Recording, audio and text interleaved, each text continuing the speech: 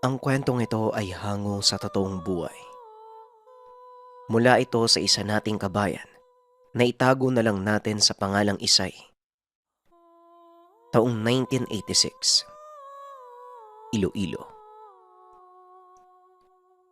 Alas 5 pa lamang ng umaga, paalis na si Isay papunta sa trabaho.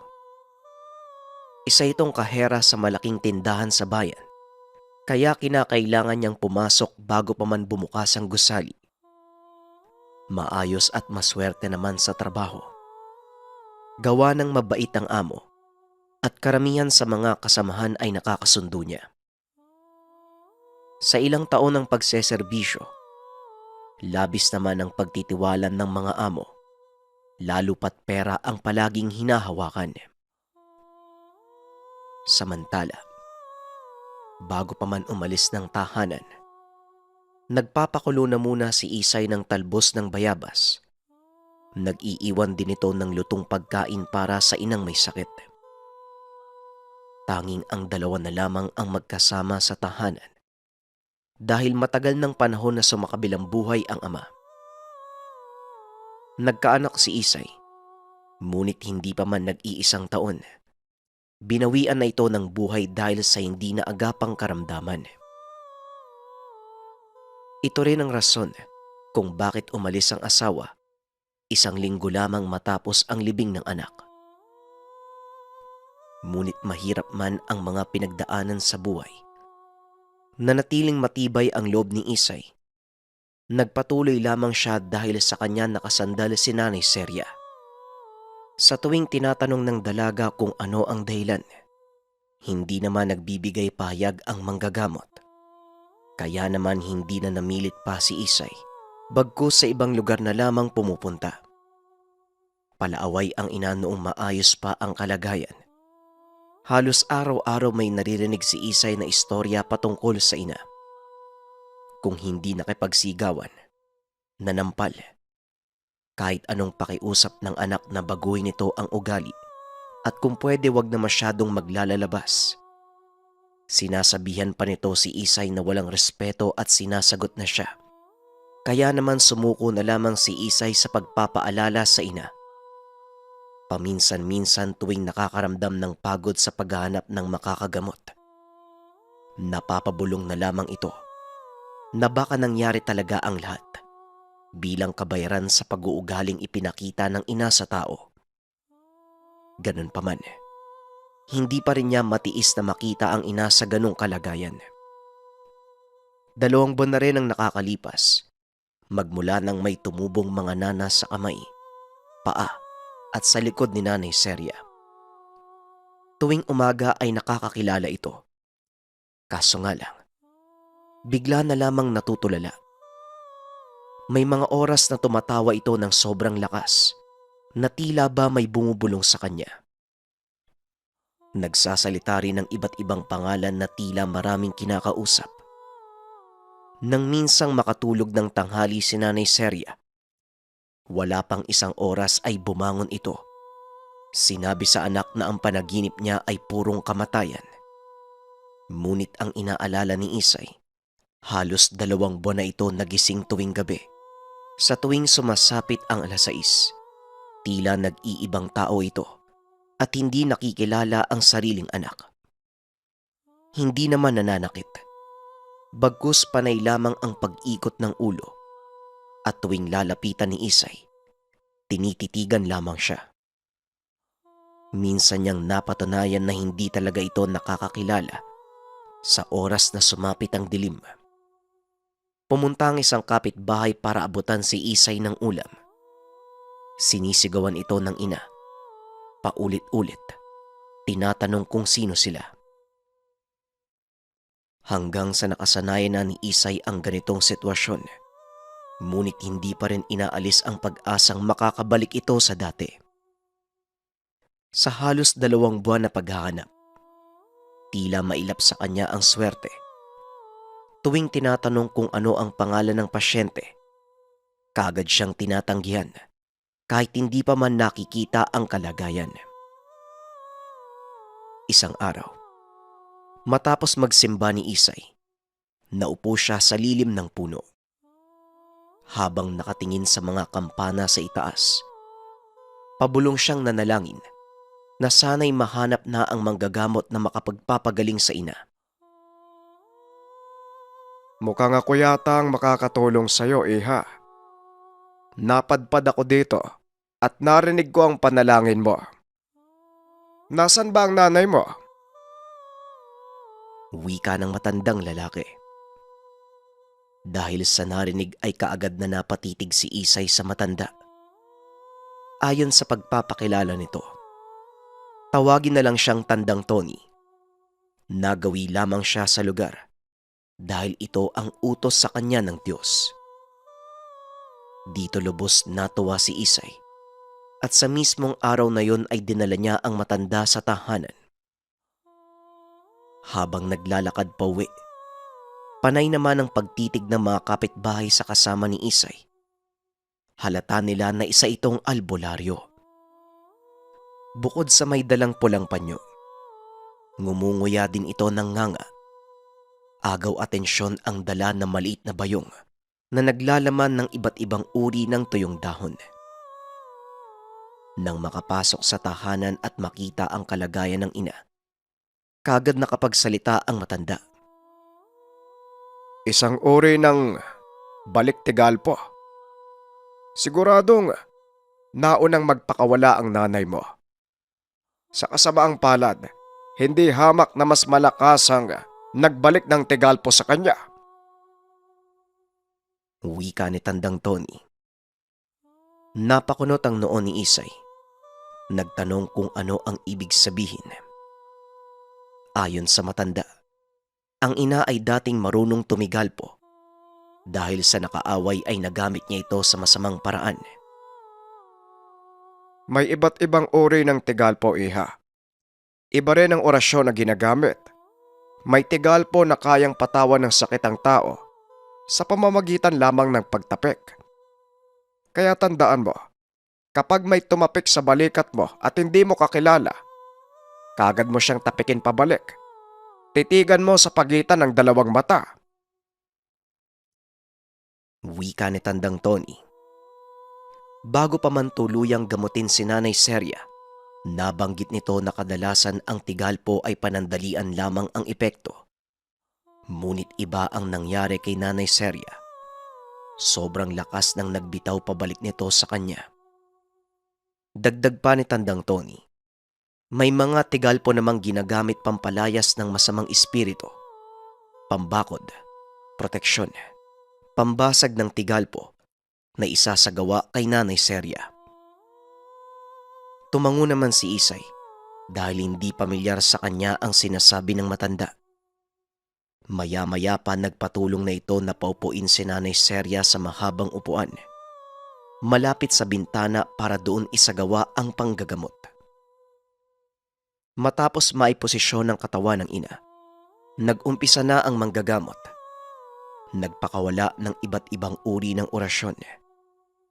Habang diretsyong nakatitig sa pagitan ng dalawang mata ni Nanay Seria. Napapasigaw naman ang ale dahil sa sobrang sakit. Naglabasan ang mga nana sa iba't ibang parte ng katawan. Walang humpay sa pagpatak na may kasamang itim na dugo at may napakabahong amoy. Tumagal ang ganitong sitwasyon ng halos kalahating oras hanggang sa paghahampasin ang buong katawan nito ng tuyong dahon. Maya-maya pa, himalang nakabalik sa wisyo si Nanay Seria. Pinakiusapan ang matanda na ilayo siya sa demonyo. Tumango naman si Tandang Tony. Sabay na nilawayan ang sariling hinlalaki at sa mabilisang paraan, idiniin ito sa noo ng ale. Samantalang si Nanay Seria naman, hindi na nakagalaw pa sa kinauupuan habang pumapatak ang mga nanlalamig na pawis. Matapos nun, tuluyan ang nakabalik sa dati si Nanay Seria. Labis ang pasasalamat ni Isay sa matandang manggagamot. Hindi naman ito tumagal pa at nagpaalam na nababalik sa kanyang lugar. Nang araw na yun, Hindi naman lumabas ng tahanan si Nanay Seria, bagkus ay nagpahinga na lamang ito dahil nangihina pa ang katawan dahil sa isinagawang gamutan.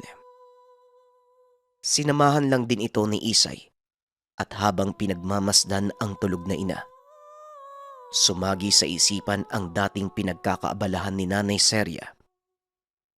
Bukod sa pakikipagtalo sa kapitbahay, paminsan ay nauuna siyang umuwi galing sa trabaho. May mga araw na halos 10:00 na ng gabi kung makauwi ng tahanan ang ina.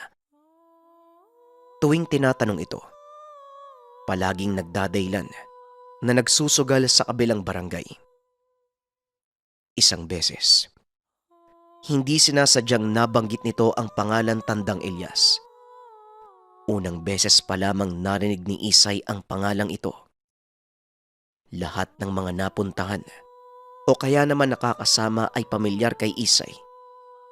Maliit lang naman ang lugar kaya napaka-imposibleng hindi magkakakilala ang mga tao. Isa sa naisip ni Isay, baka si Tandang Elias ang nagturo ng tigalpo sa ina. Dahil dati pa man, hindi naman ito interesado sa mga ganitong uri ng aktibidad. Kilala ni Isay ang pinakakagalit ng ina. Ang kapitbahay na si Aling Marta. Meron itong kaalaman sa larangan ng kulam at ayon sa mga sabi-sabi, mataas ang uri ng kaalaman niya. Kaya naman, baka ito ang rason ni Nanay Seria sa pag-aaral ng tigalpo. Wala itong pakialam kung magkakaiba ang lebel ng kanilang kaalaman at patuloy na ginawa ang tigalpo. Isa rin sa naging usap-usapan noon, si Aling Marta ang dahilan ng pagkamatay ng buong pamilya nang minsang kumalaban sa kanya. Ngunit kahit anong pag-aaral sa mga naganap, nagbuntong hininga na lamang siya dahil wala namang mapapatunayan sa mga hinala. Tumayo na lamang ito at naganda ng lulutuin hapunan para mapakain ng maayos ang ina. Pagsapit ng 10:00 ng gabi, habang nasa pagkainan ay kinamusta ni Isay ang karamdaman ng ina. Ayon dito, maayos naman ang pakiramdam. Labis rin ang pasasalamat sa anak. Hindi ito sumuko sa paghahanap ng makakagamot sa kanya. Dagdag pa ni Nanay Seria na halos mabaliw siya tuwing naririnig ang mga boses na bumubulong sa tenga. Malalim ang boses nito. Puro galit sa puso ang pinaparamdam sa kanya. Samantala, tuwing gabi naman ay wala talaga siya sa sarili. Iba ang kumokontrol sa kanyang katawan at hindi rin siya makatulog. Gusto sanang itanong ni Isay kung nagawa ba nitong magpataw ng tigalpo.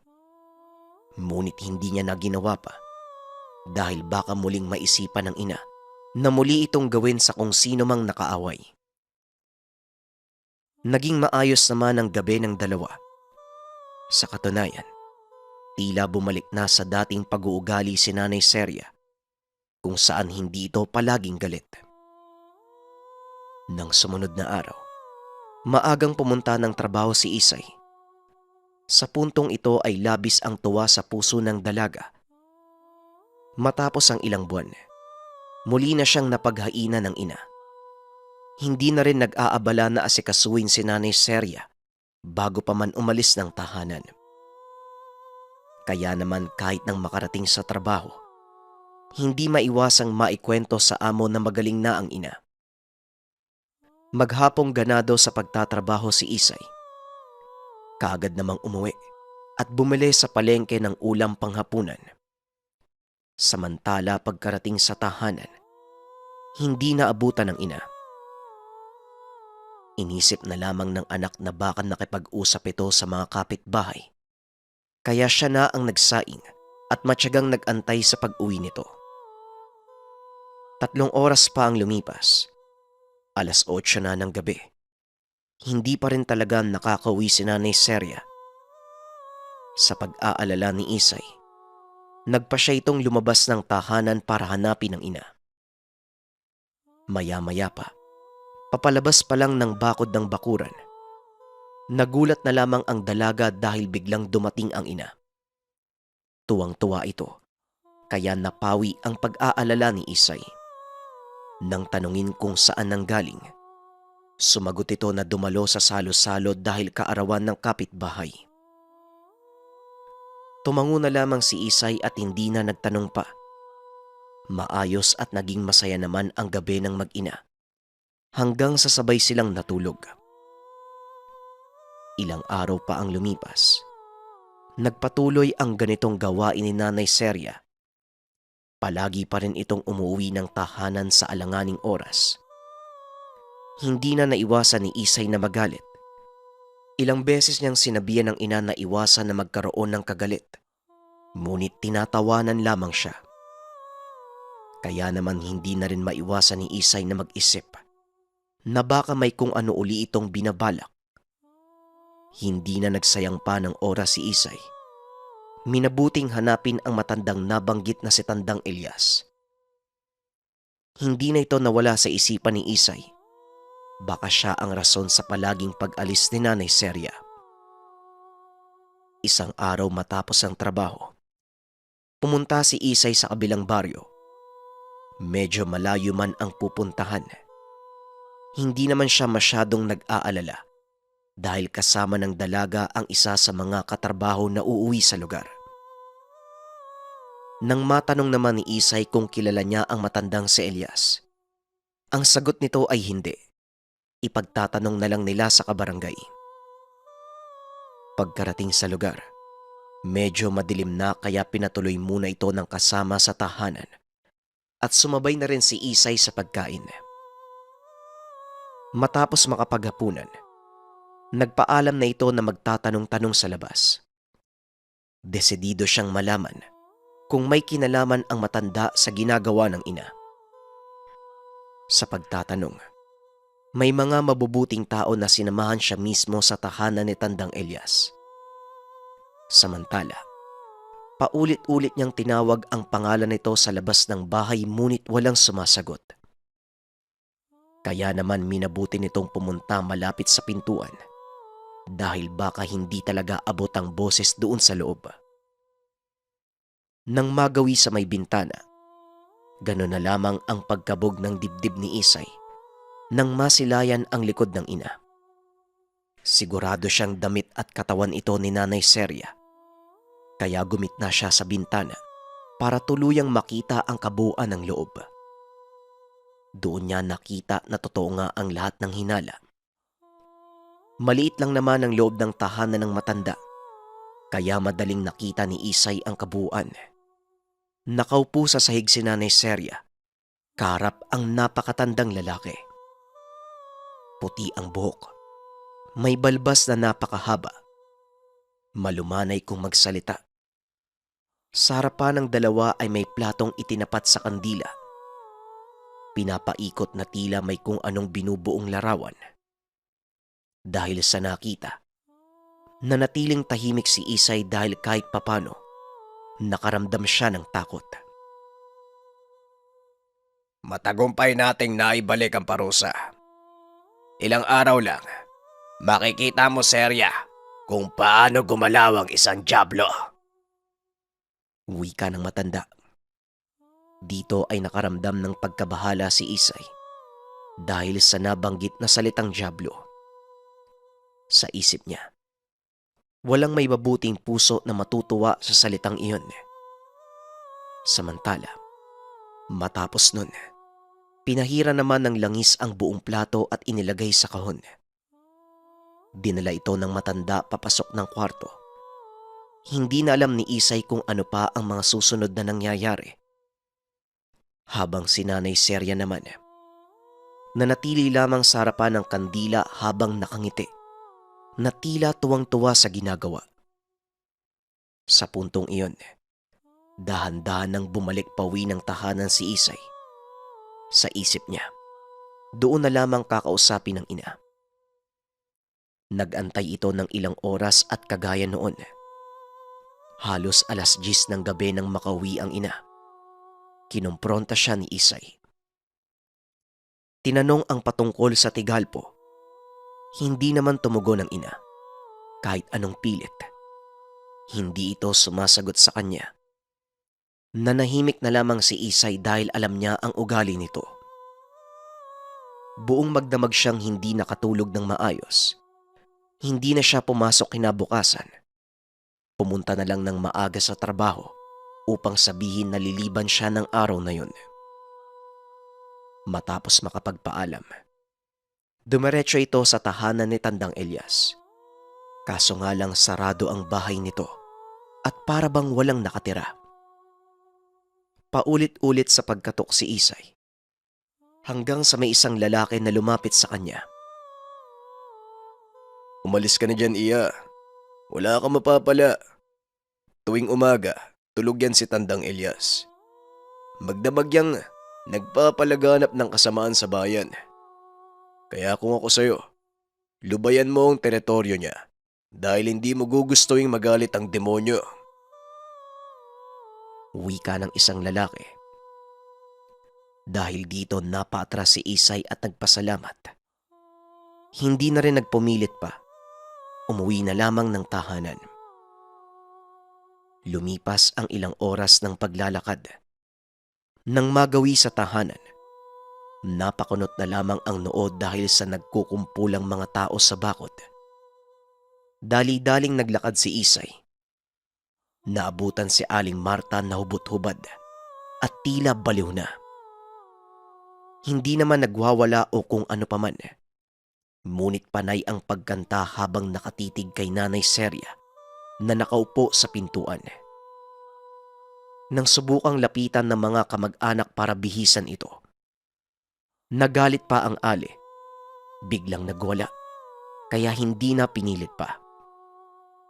Nagulat si Isay dahil magmula ng araw na yun, mawawala na ang katahimikan sa tahanan.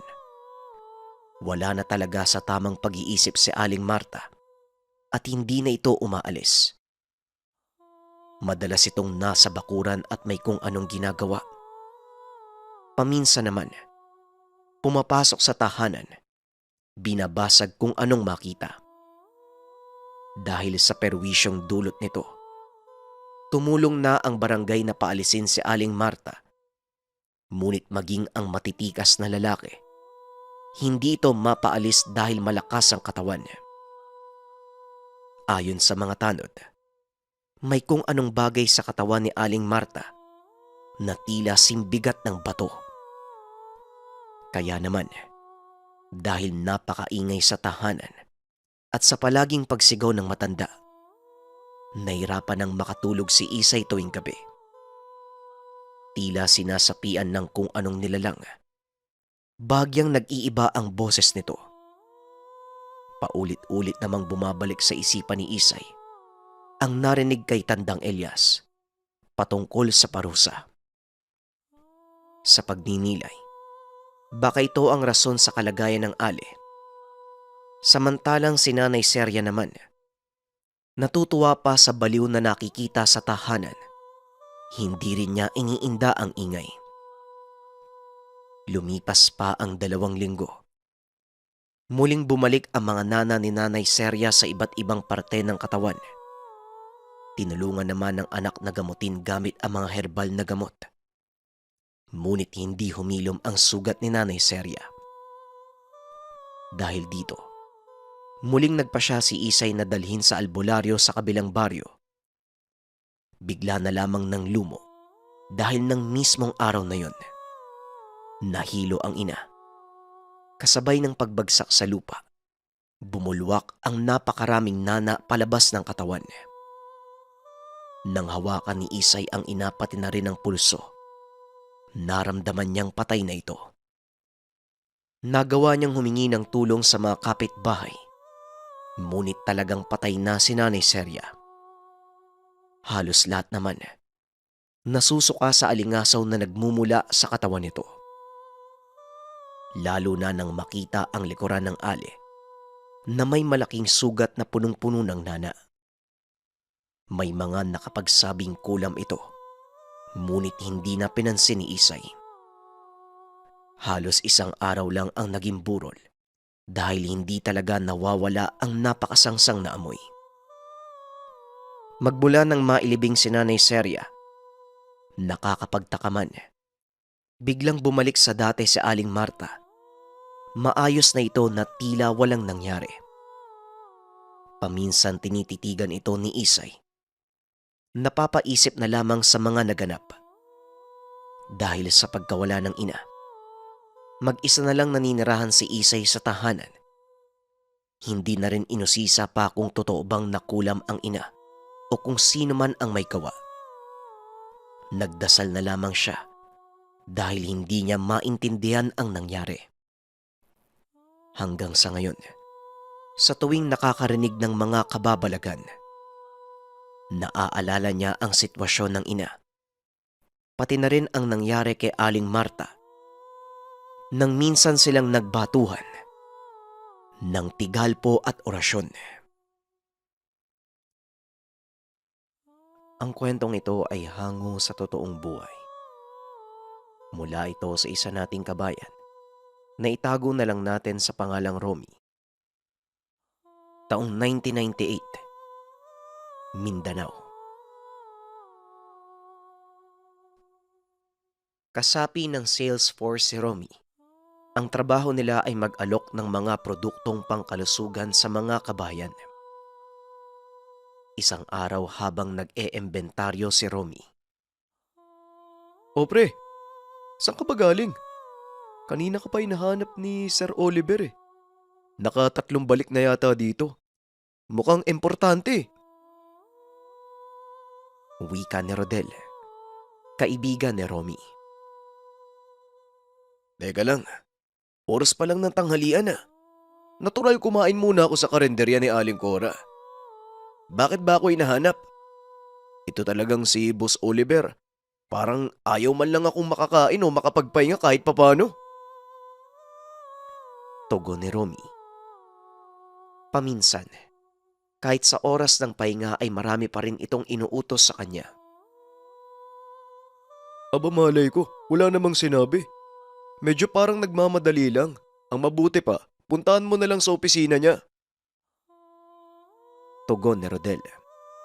Kagad pinuntahan ni Romy ang opisina ni Oliver. Nakita niya itong nag-aayos ng ilang papeles. Magandang umaga sir. Hinahanap niya daw po ako. Tanong ni Romy. O ikaw pala Romy, maupo ka muna. Alam ko yung kasipagan at dedikasyon mo sa trabaho eh. Sa katunayan, nagpapasalamat kami sa serbisyo mo. Malapit nang buksan yung pinakabagong branch natin. Isa ka sa mga naisip kong humawak dun eh. Wika ni Oliver. Ganun po ba? Maraming salamat po sir. Sa 5 taon ko po sa kumpanya, pangarap ko din na balang araw tumaas yung posisyon ko. Tapos maibahagi ko yung kaalaman sa mga katrabaho ko. Hindi ko po kayo bibiguin. Tugon ni Romy. Alam ko naman yan Romy pero alam mo ba bukod sa akin, May iba pang magpapasya tungkol sa bagay na yan eh.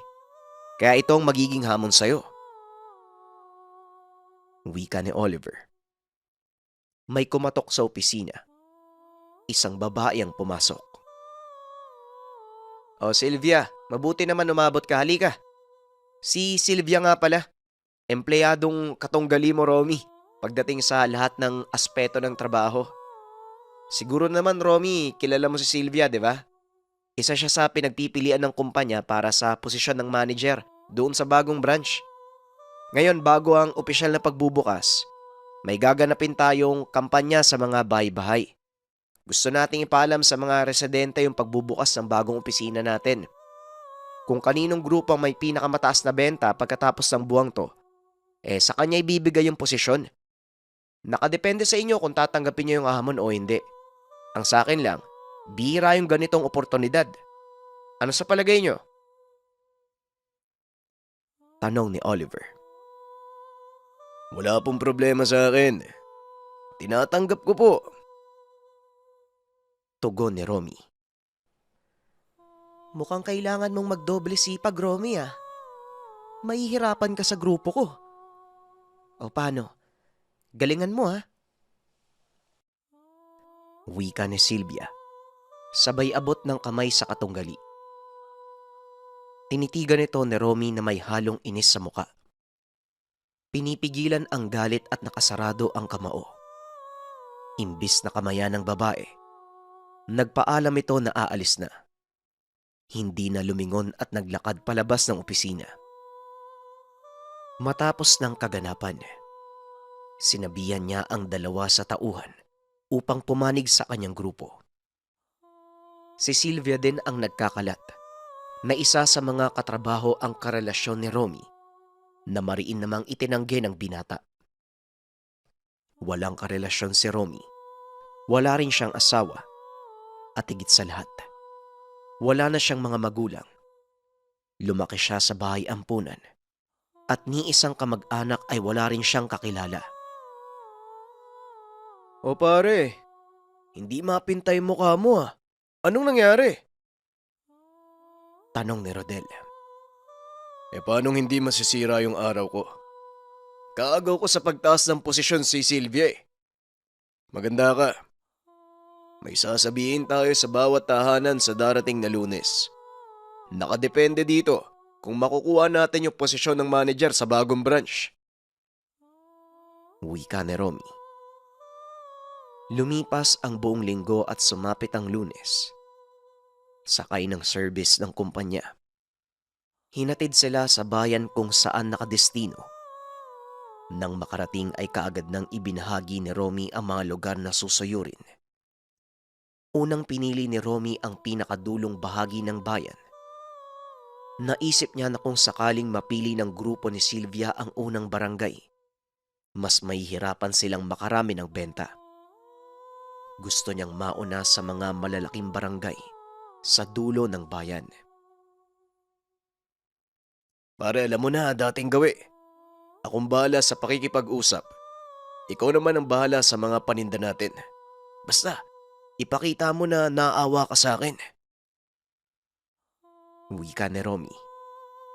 Upang makabenta, naghahanda siya ng mga kwentong gagamitin sa mga mamimili. Ayon sa kanya, buntis ang asawa at nasa ospital ang magulang. Paminsan naman, nasa bingit ng kamatayan ang lolo.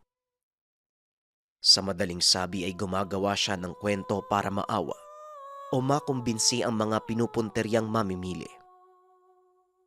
Maayos na naisagawa nila Romy ang pagbebenta sa unang araw. Nang sumunod ay ganun uli. Walang palya ang estilo ni Romy. Naghakot ito ng benta para sa grupo. Mabilis na lumipas ang oras. Sumapit na ang huling araw ng kumpanya.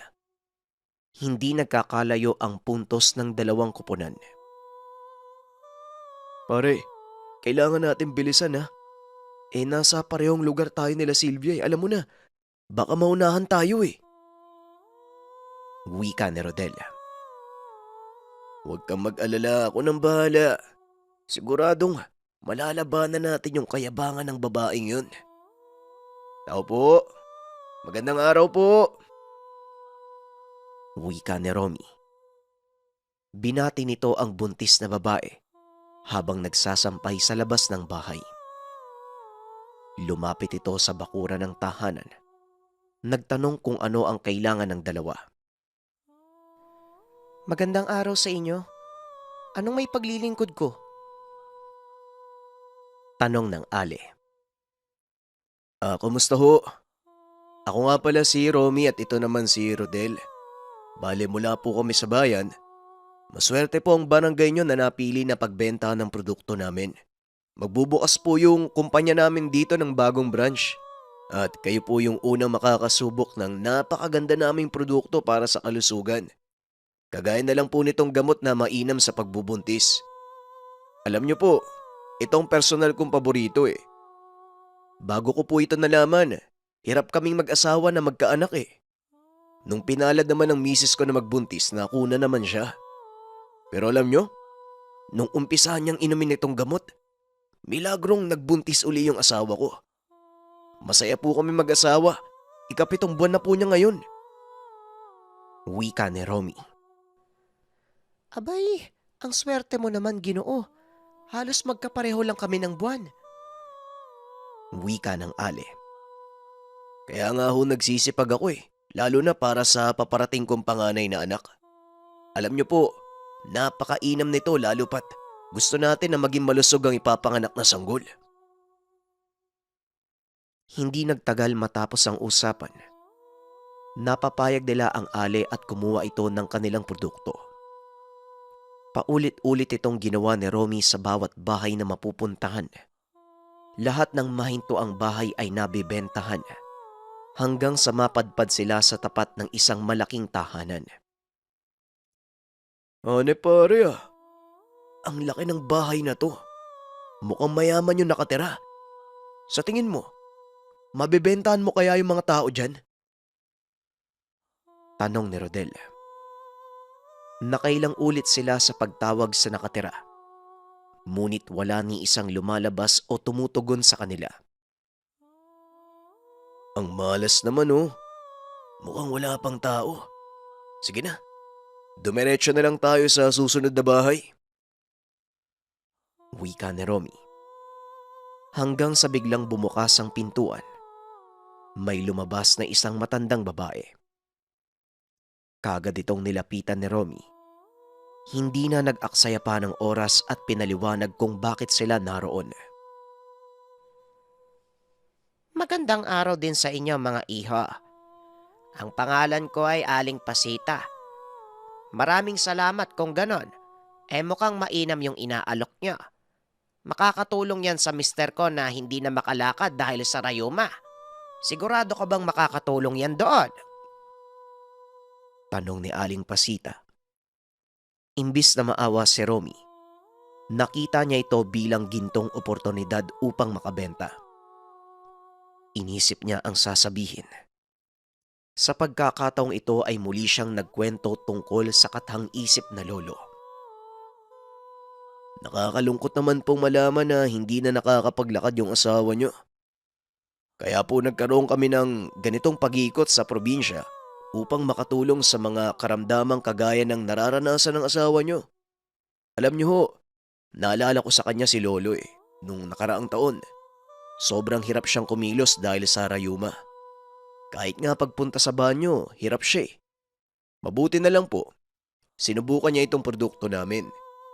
Lumipas yung 4 na buwan ng pag-inom. Bumalik yung sigla.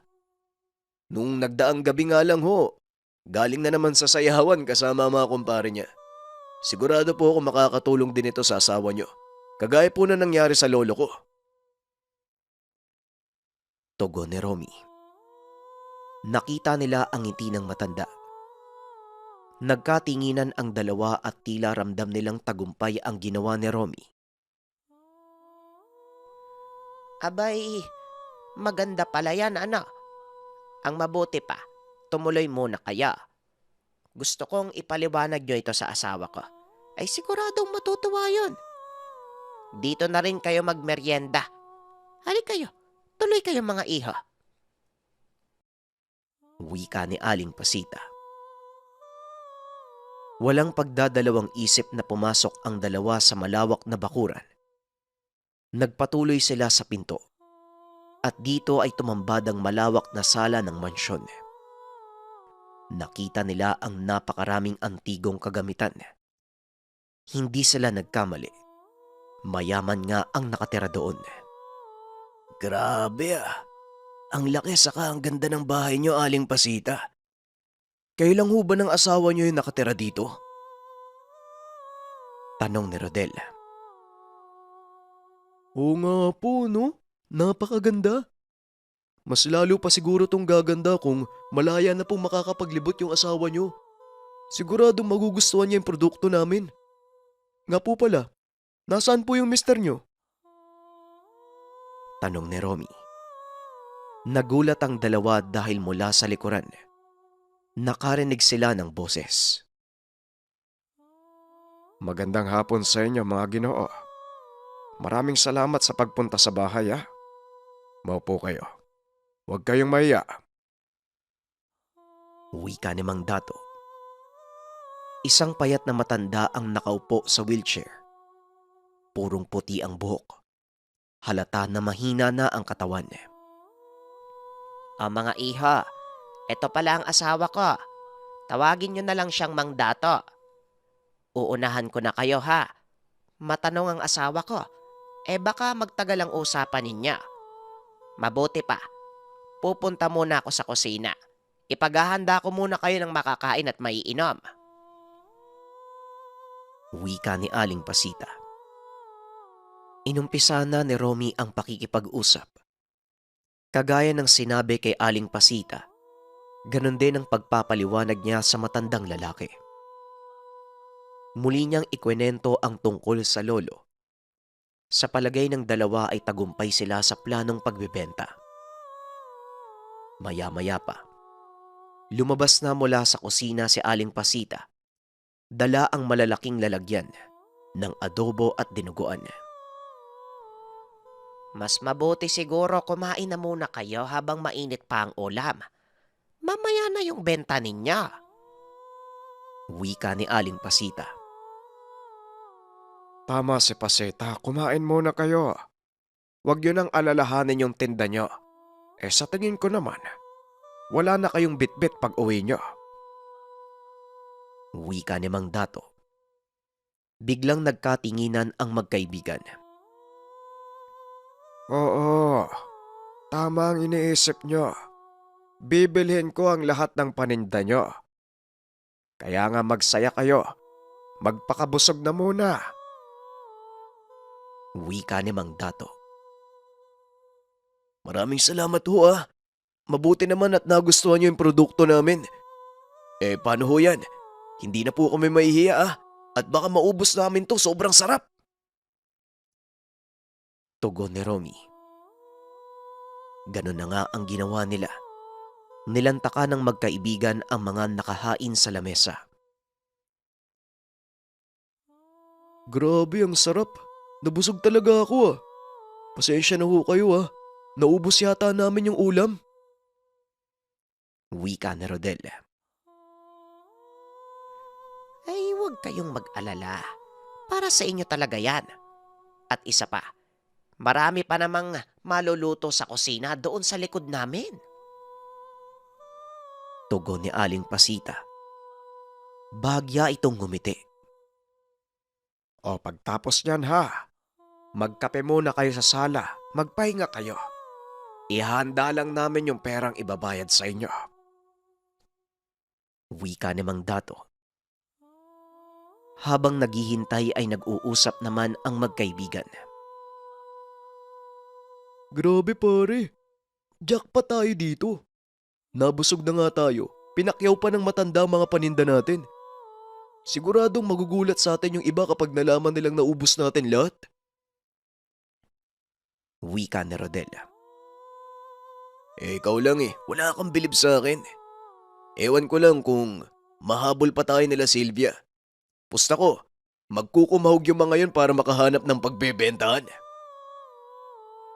Tugon ni Romy. Maya-maya pa ay bigla itong nakaramdam ng tawag ng kalikasan. Pare, mukhang matatagalan pa yung dalawa. Mabuti pa, iihi lang ako sa labas ha. Dito ka lang kung sakaling bumalik na sila. Wika ni Romy. Naglakad ito sa bakuran. Ngunit naisip niya na nakakahiya sa matanda kapag nakita siyang umiihi sa harapan ng tahanan. Kaya naman pumunta siya sa likuran.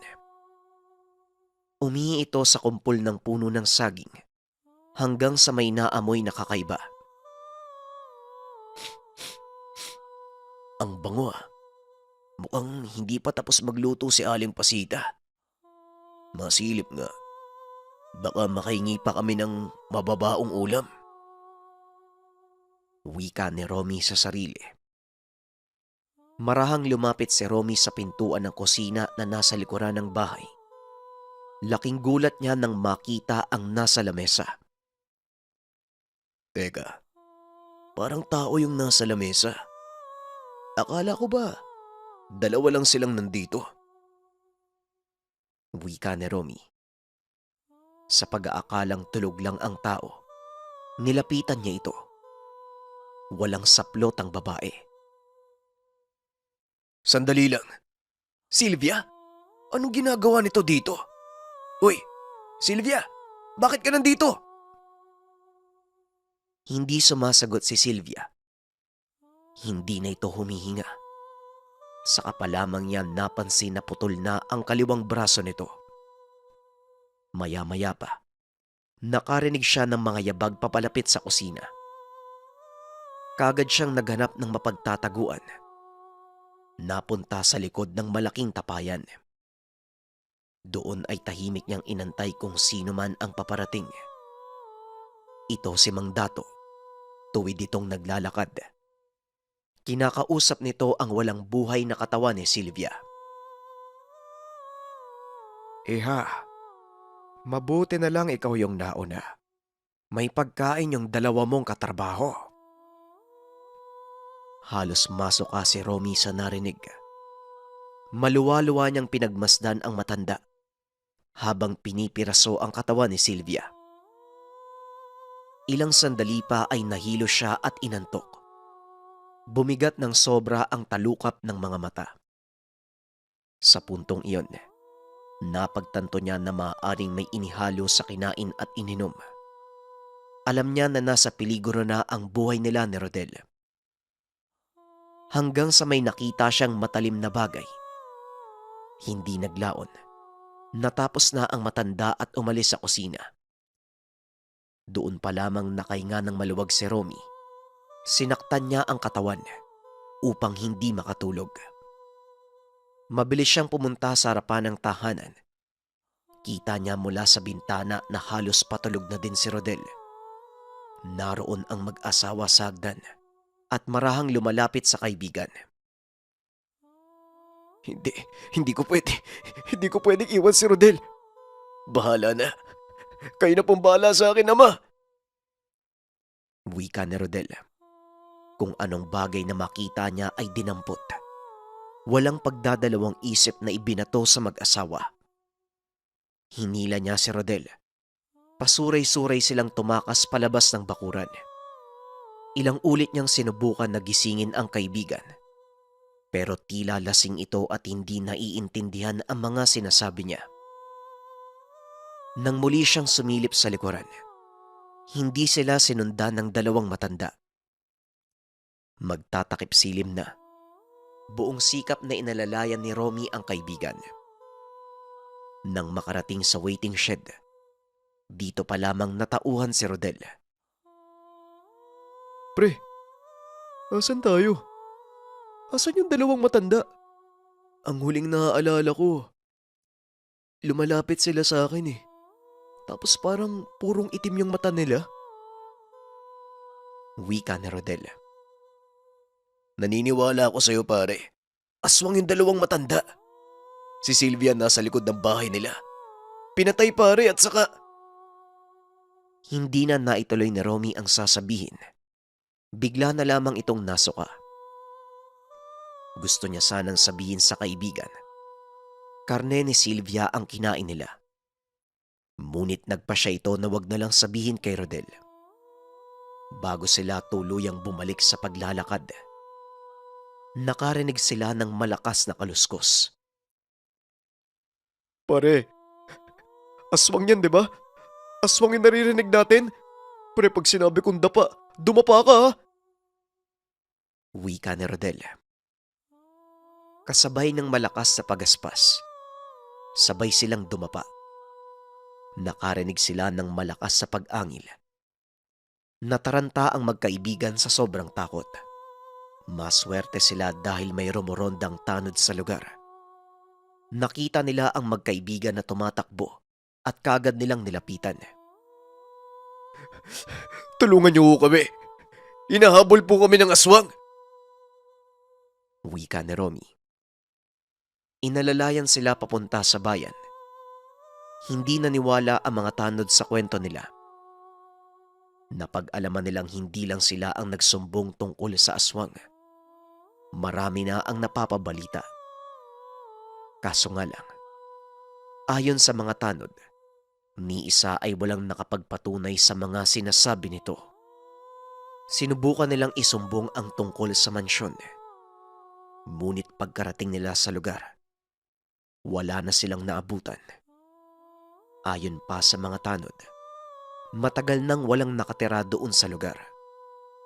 Kaya naman matapos ng kaganapang iyon, umalis na sa trabaho si Romy. Para sa kanya, labis ang naging karanasan. Isinumpa sa sarili na hindi na muling mangloloko upang makapagbenta. Habang si Rodel naman, nanatili lang sa trabaho. Isang araw, nabalitaan niya na umuwi pala si Sylvia sa kanilang tahanan. Kinabukasan matapos maganap ang insidente. Kaso nga lang nang bumalik ito sa tahanan, parang hindi na si Sylvia ang dumating. Hindi na makausap ng maayos. Napaisip si Romy kung totoo ba ang lahat ng naranasan o sadyang dala lang ito ng malawak na imahinasyon. Kaso nga lang ilang araw ang lumipas. Bumagsak ang katawan ni Sylvia. Namatay ito sa hindi malamang dahilan. Batay na din sa lahat ng karanasan, kumonsulta na si Romy sa albularyo. Ayon sa kwento nito, hindi na si Sylvia ang bumalik sa tahanan. Ito ang ginagawa ng mga aswang upang malinlang ang mga tao. Marahil puno na lang ito ng saging. Ginamitan ng sabulag upang hindi na hanapin pa ng pamilya. Isang bagay lang ang natutunan ni Romy sa mga naganap. Hindi magandang gawain ang pagsisinungaling at manglamang sa kapwa dahil siguradong babalik ito sa atin.